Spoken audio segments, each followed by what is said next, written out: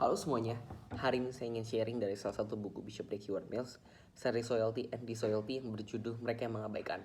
Hari ini saya akan bahas di bab keempat, yang dimana Bishop D. mengajarkan tentang 6 prinsip kesetiaan, dan di part ketiganya, yaitu sikap tidak setia, dimulai dari yang namanya sikap mengabaikan. Siapa yang di setiap kita seringkali gampang mengabaikan atau melupakan sesuatu, atau bahkan setiap kita seringkali nggak pernah mau get deeper untuk mengenal apa yang kita ikutin, apa yang kita pelajarin, atau bahkan apa yang sedang kita jalani. Di sini Bishop Day mengajarkan tentang satu hal, di mana setiap kita harus bisa namanya mengerti, bisa tahu sejarah, bukan tentang sejarah soal historical, tapi bagaimana kita tahu the way atau seseorang atau sebuah gereja sampai di titik ini. Bishop Day mengajarkan dari salah satu tokoh kitab, Elisa. Yes, Elisa belajar bagaimana cara hidupnya, proses hidupnya. Dia mengingat semua kejadian yang dia alami bersama dengan Elia. Tapi gak cuma Elisa, ada tokoh Alkitab lain yang di sini menjadi poin pertama, yaitu Paulus dan Timotius. Di 2 Timotius 3 ayat 10-11, di sini Paulus mengajarkan something yang beyond kepada Timotius, anak rohaninya. Timotius dikasih tahu bahwa ada beberapa kali rentetan kejadian yang bagaimana membuat Timotius mengerti teladan dari Paulus. Bagaimana di momen-momen tertentu yang gak mudah, tapi Paulus menjadi teladan lewat hidupnya. Seringkali ada penolakan di beberapa kota, ada intimidasi di beberapa kota. Padahal hari itu kejadian yang mungkin Paulus gak ngelakuin doing something wrong yang seperti dosa, tapi hari itu membuat Timotius sebagai anak rohaninya melihat secara langsung, melihat teladan bagaimana cara Paulus hidup dalam kasih, hidup dengan pengampunan, hidup dengan belas kasihan, serta memberikan teladan. And yes, itu yang membuat Timotius jadi mengerti untuk menjadi seperti Paulus di titik yang saat Timotius melihat ada proses yang Paulus alami. Dan saya ingat betul sekali bagaimana Pastor Barry mengajarkan, ketika kita mau belajar, ketika kita ikutin pemimpin kita, ada satu hal yang perlu kita pahamin dan kita understanding sebagai seorang anak, sebagai seorang murid. Kita harus siap menerima legacy dalam bentuk sacrifice.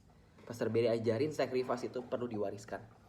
Warisnya itu gak cuma soal harta, tentang wow, blessing, atau yang something secara fisik. Tapi Pastor Barry mention sacrifice adalah sesuatu legacy yang perlu diwariskan. Kenapa sacrifice perlu diwariskan? Simply Pastor Barry ajarin, tanpa kita mengerti sebuah harga, tanpa kita mengerti sebuah apa yang udah dibayarkan pemimpin kita, leader-leader kita di atas, kita nggak akan mengerti seberapa valuable apa yang kita miliki sekarang. Tapi beda cerita ketika kita tahu bagaimana proses hidup pemimpin-pemimpin kita, waktu yang udah mereka spend, hidup yang udah mereka spend, yang ternyata buahnya bisa kita nikmati sekarang sebagai murid-muridnya atau anak-anak dari pemimpin kita. And yes, that's why kenapa sacrifice itu menjadi penting atau menjadi krusial untuk setiap kita mengerti dan tidak mengabaikan. Seperti tadi, detik kita mulai mengabaikan proses-proses tadi, sacrifice, detik apa yang udah dibangun oleh pemimpin-pemimpin kita, di saat itu juga kita menjadi orang-orang yang tidak setia. Beda ceritanya dengan kita mulai menghargai dan mau menjadi ambil bagian orang-orang yang siap mengerti sacrifice tersebut. And yes, it's never been easy untuk menjadi orang-orang yang mempunyai burden yang mungkin hari itu kita gak ngalamin secara langsung proses pemimpin kita seperti apa, struggle pemimpin kita seperti apa. Tapi detik kita mau menjadi orang yang mengerti, menjadi orang yang tanda kutip gak bodoh amat dan mau belajar dan mau siap mengerti soal sacrifice yang udah pemimpin kita lakukan, di saat itu kita menjadi orang-orang yang siap dipercayakan tongkat estafet dari pemimpin kita kepada kita. Untuk menjadi orang yang bisa dipercayakan, Timotius pun juga harus mengalami hal yang sama, dimana setiap kali Timotius harus mengambil bagian di momen-momen tertentu, menjadi teladan ketika mungkin Paulus tidak ada, dan siap seperti firman Tuhan bilang di 1 Timotius 4 ayat 12, jangan seorang pun menganggap engkau rendah. Hari itu Paulus ngomong kepada Timotius, tapi biarlah engkau menjadi teladan bagi orang-orang percaya, perbuatanmu, tingkah lakumu, ucapanmu, kekudusanmu, dan semuanya. And yes, itu semua dimulai dari yang namanya teladan dan dapat dipercaya.